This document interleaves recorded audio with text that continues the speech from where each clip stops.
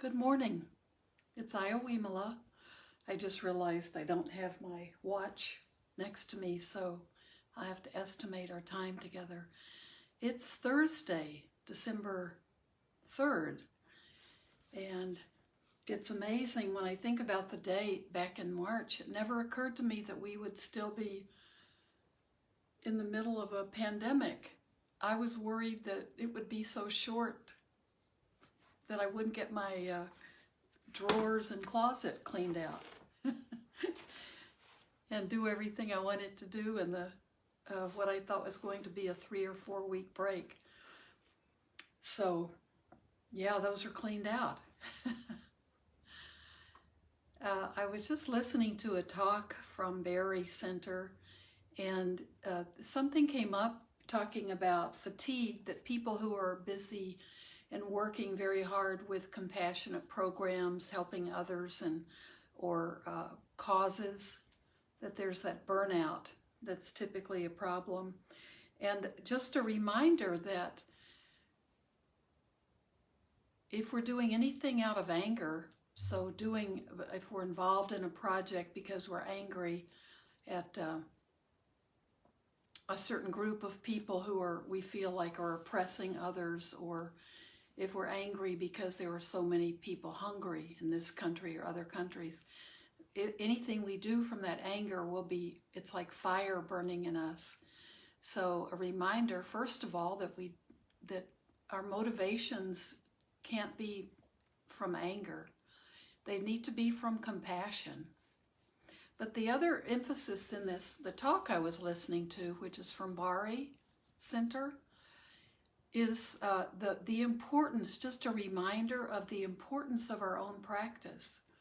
And if people can do it, the need to, at least for some part of a year or little bites out of a year, to have time to be on retreat, where your focus for that time is your practice, your meditation practice. And I know for most people it's really hard to go away somewhere and to not only be away from your daily responsibilities and your family members, but it can be very expensive. But we can learn how to retreat at our own homes. And I know that's difficult because it's easy for me to be distracted if I'm at home. It just seems like things are calling me, like not the phone, but things are just in the air calling me. Suddenly it becomes the best time in the world to wash a couple of dishes or take some laundry down the hall. So, but we can do that, and we need to carve out that time. And more, when you feel yourself feeling stressed, feeling burned out just from life, doesn't have to be because you're volunteering to save the world. You might just be trying to save your own little spot in it, and that's pretty important. But when you feel that, now we have Zoom fatigue, and we have all these other things that we're kind of burning out on. So instead of just rejecting everything, it's important that we come back to the spiritual practice that keeps us going, and that's really what it's all about.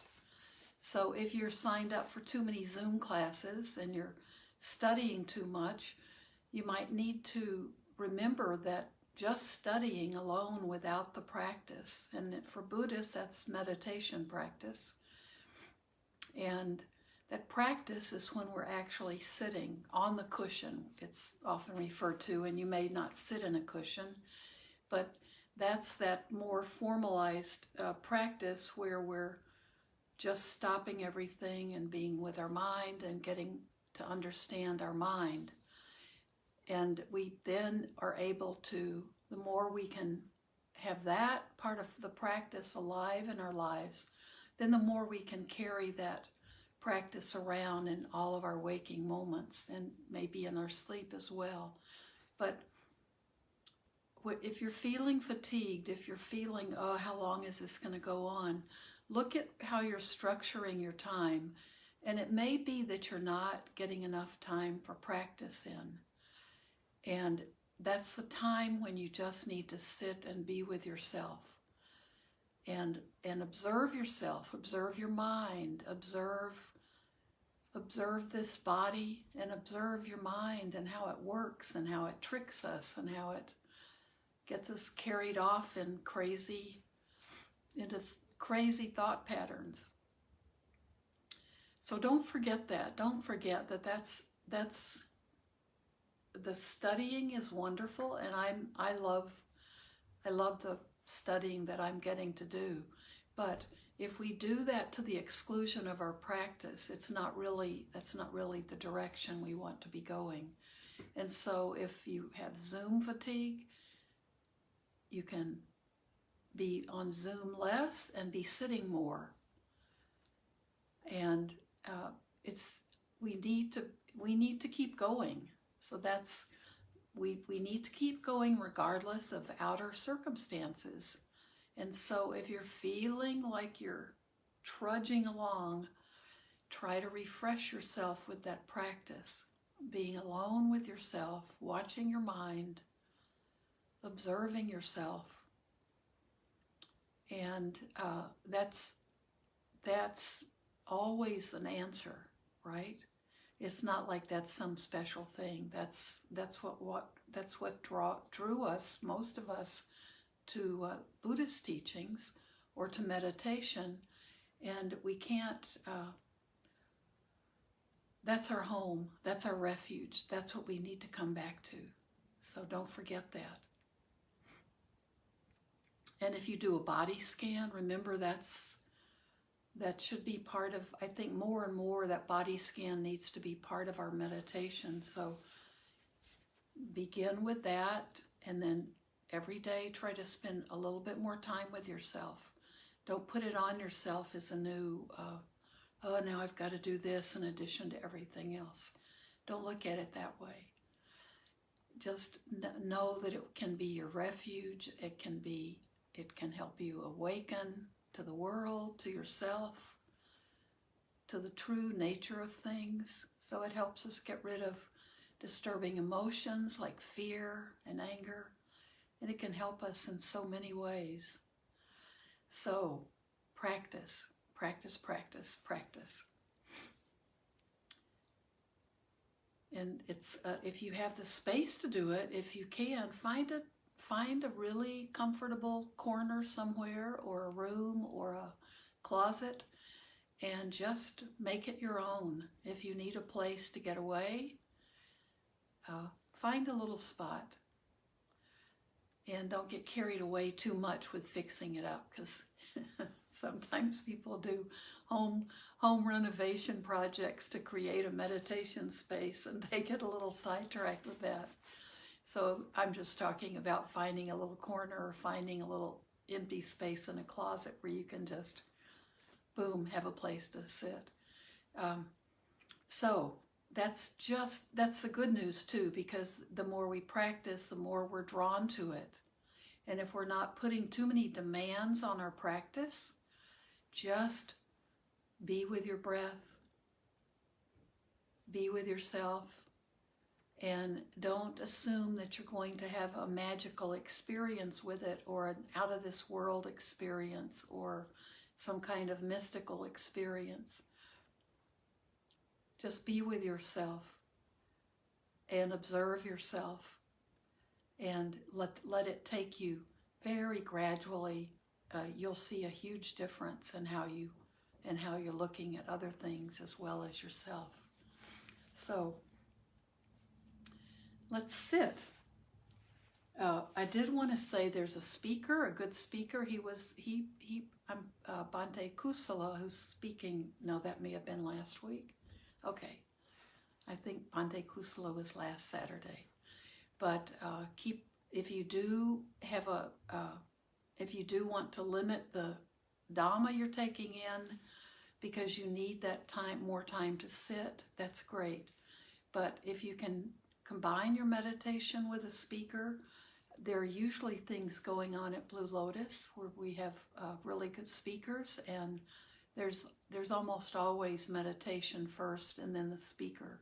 So avail yourself of those opportunities, and just develop those good listening skills, and then you have the meditation and a talk, and that's a pretty good way to get going with studying the Dhamma and understanding yourself better. So let's sit together. It's a beautiful day here. It's cold, but it's just gorgeous and sunny outside. And I hope you're having beautiful weather as well. So find that comfortable spot and allow yourself to be. Just give yourself this 15 minutes. We'll begin with a short body scan just to become centered and grounded. And we do that by being sure that we're connected to the rest of our body. We don't want just our head floating around. And in times of stress, and I think also being weary, it's easy for us to actually get disconnected from ourselves, to have our mind disconnected from our body. We need to take care of both. And if you're having trouble sleeping, I know that's another way that you can become kind of disconnected from yourself. So gently close your eyes if that's your practice. And whether you're on the floor or in a chair or on a cushion, allow your spine to feel uplifted. And then just observe your body breathing. The body's doing the work.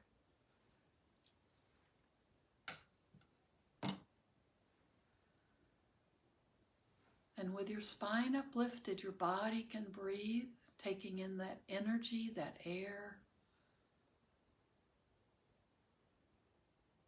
You'll notice with the uplifted spine that your lungs are able to take in more air, just very naturally, without any stress on your part. No strain.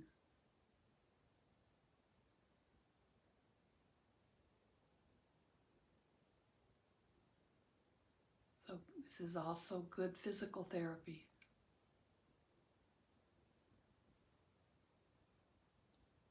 Be aware of your body breathing.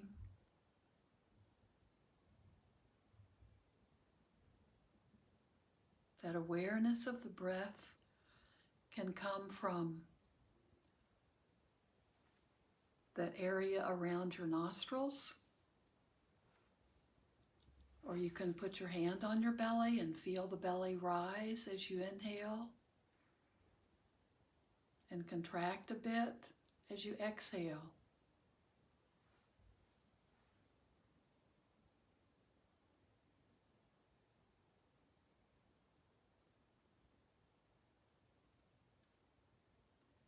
Start at the top of your head, and we're going to go down and then up again.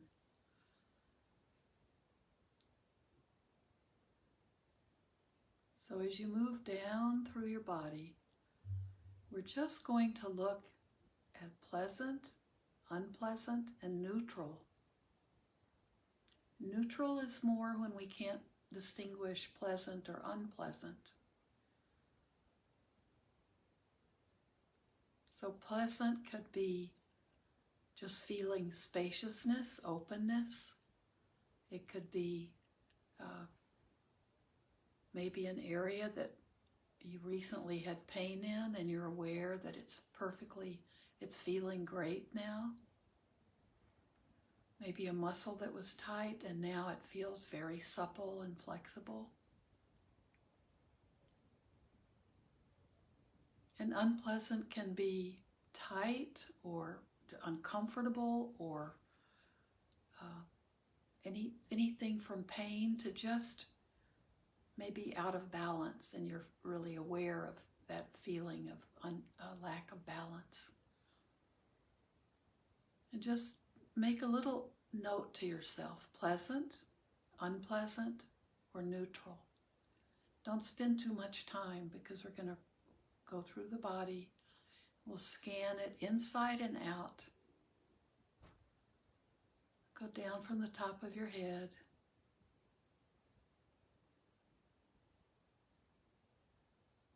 You may feel tightness. Your scalp might be tight if you have a headache. Or your temples could be throbbing. Those would be unpleasant. Try to identify exactly the spot that you're labeling. Remember, labels change all the time. So you want to pick out pleasant, unpleasant, or neutral as it is right at this moment. Not where you might be used to feeling pleasant or painful. Moving down through your head, to the base of your spine. Now through your neck.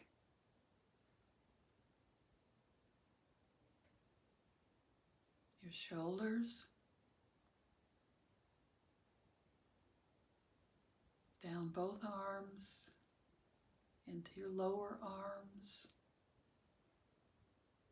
your wrist and your hands and your fingers. Just checking as you move along for pleasant, unpleasant, or neutral. Come back into your torso, your upper torso, your upper chest.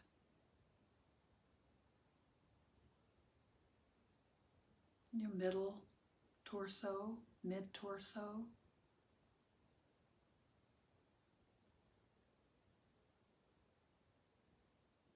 And then down into your lower torso, your abdomen.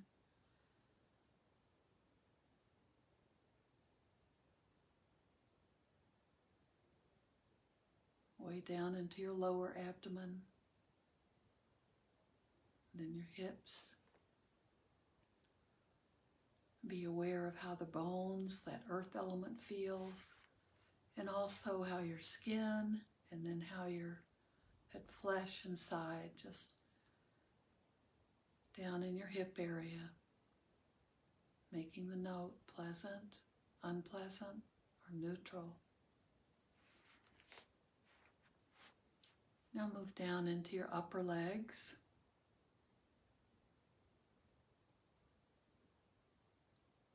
Your lower legs. Into your feet. Into your toes. Now we'll reverse it. We'll go from our toes back up, doing the same thing. Whatever you're feeling at the moment,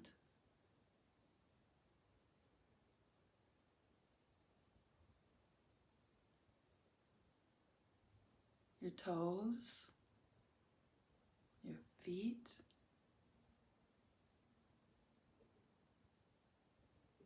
your ankles,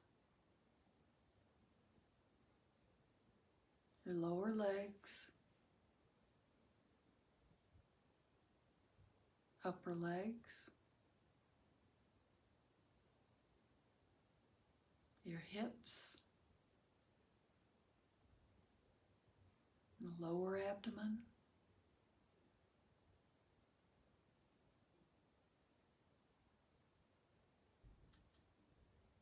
and your abdomen, your tummy,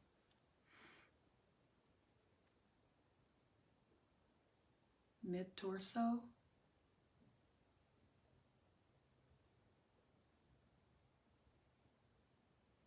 and the area from your heart up to your upper chest.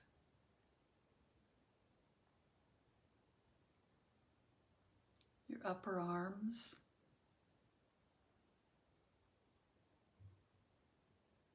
lower arms,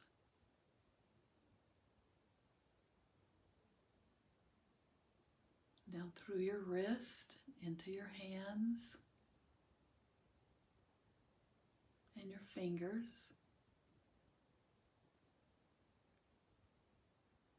And move up to your shoulders, both shoulders.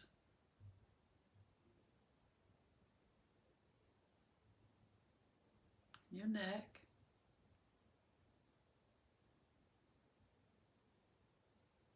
Into your head, balanced on the top of your spine. Move slowly through your head, noticing pleasant or unpleasant or neutral.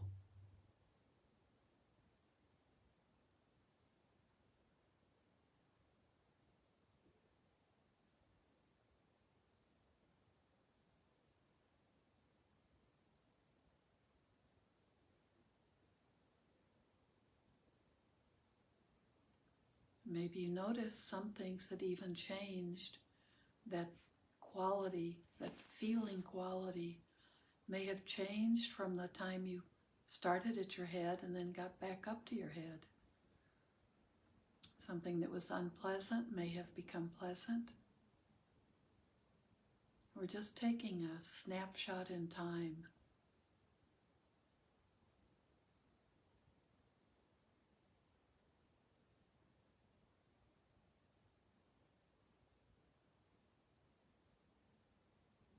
So now come back to just resting very lightly, your attention on your breath, on the body breathing for you. So the breath is right there for us. As long as we're alive, we're breathing. And whenever we're in a difficult situation, the first thing we should do is check and make sure that we're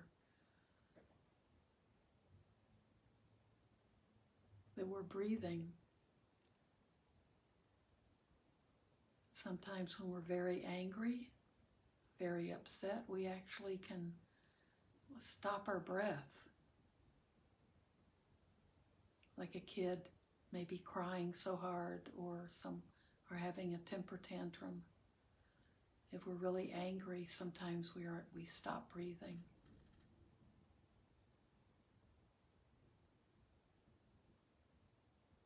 So in our practice, whenever our mind wanders off and we lose our focus, or we just get caught up in other thoughts that are more appealing or seem to be more appealing, we recognize it, and then we tell ourselves, tell the mind, come back to the breath, come back home.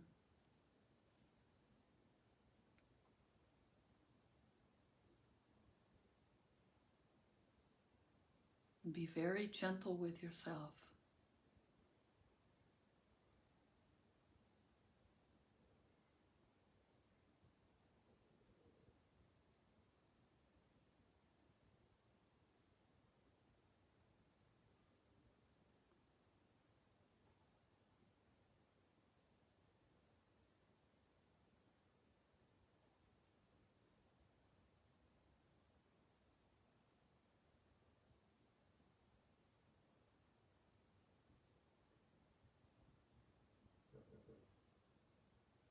Just be aware of each breath in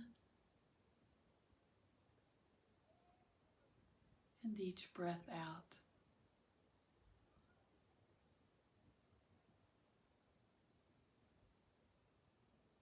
We're breathing energy in and energy out.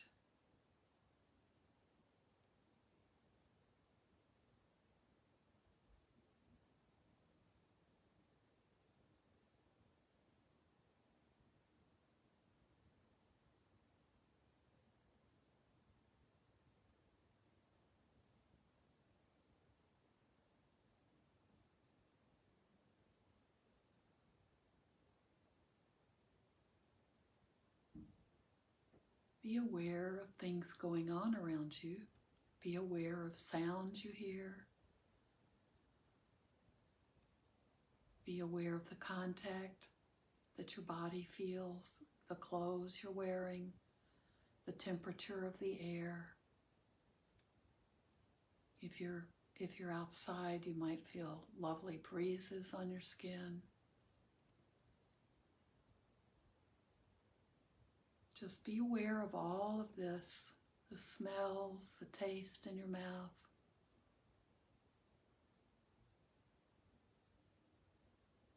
Be aware of it all, but no need to respond, no need to get caught up in it. We also have the same thing going on with our mind. Our mind is a sense organ. So we can be aware of the thoughts that the brain is cranking out. We don't need to respond to them. We don't need to feed those thoughts. Just notice the thoughts coming, trying to get our attention.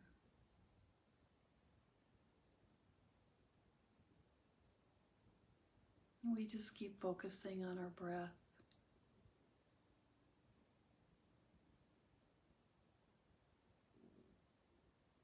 We're aware of the thoughts, but we don't need to get distracted by them.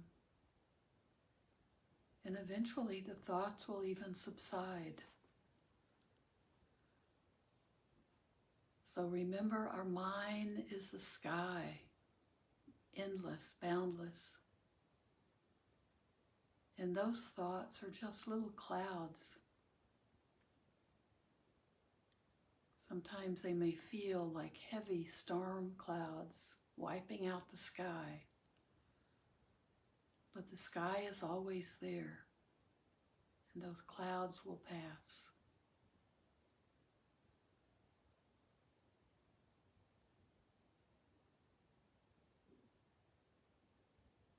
So we can be patient. We can be patient and allow them to pass.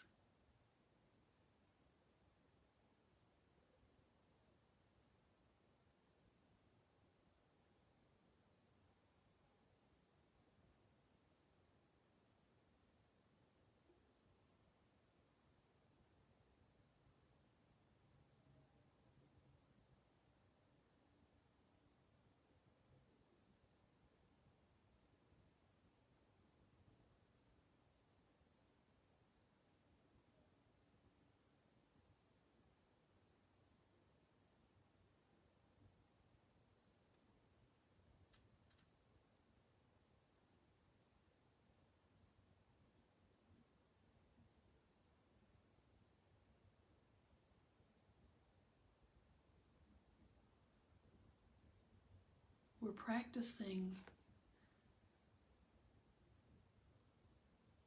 so we'll be able to really look at our own mind.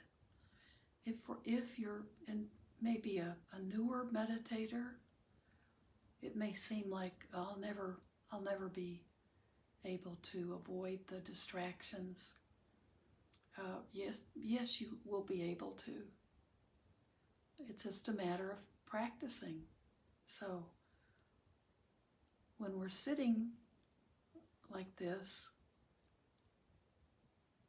is what we call practicing. We're just practicing so we can move out into the world and live our lives, being less reactive to things, which means we become more thoughtful. We're able to let the right thought get in when we need it to help us be patient, to help us not react in our habitual way, but to be able to choose a way that is more skillful.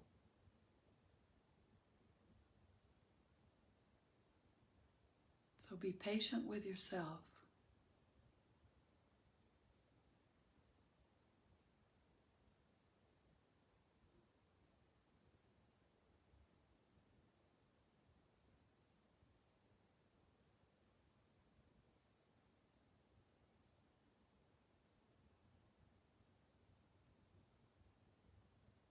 whenever you notice you're distracted, you may hear a particular sound, for example. Other sounds may be perfectly okay staying in the background for you. There might be a particular sound that just always seems to bother you. For some reason, you've got some kind of history with it.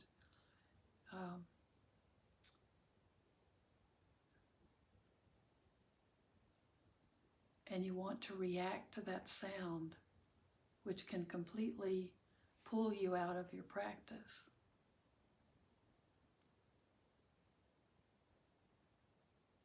And see if you can just sit with it. If you hear that sound, it might be a loud sound or a car backfiring, someone else's TV, a door slamming, something that really causes you to jump a little bit or just put you in a bad mood immediately. That's probably a habitual pattern you have.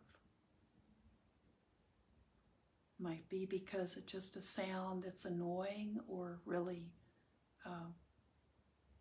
frightens you for an instant. There's probably a story connected to why it bothers you.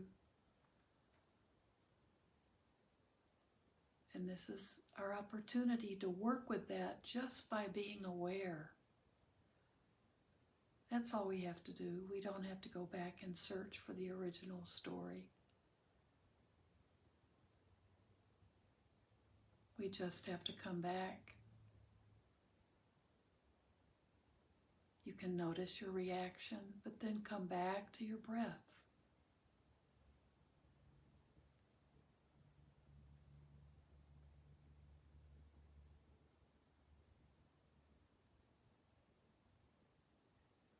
And recognize that this is part of the meditation practice. We're watching our reactions. We're observing the way our mind works.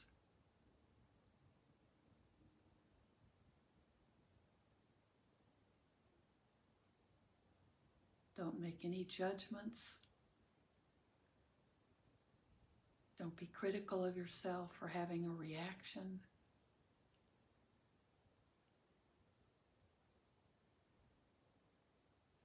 Just observe it and move on.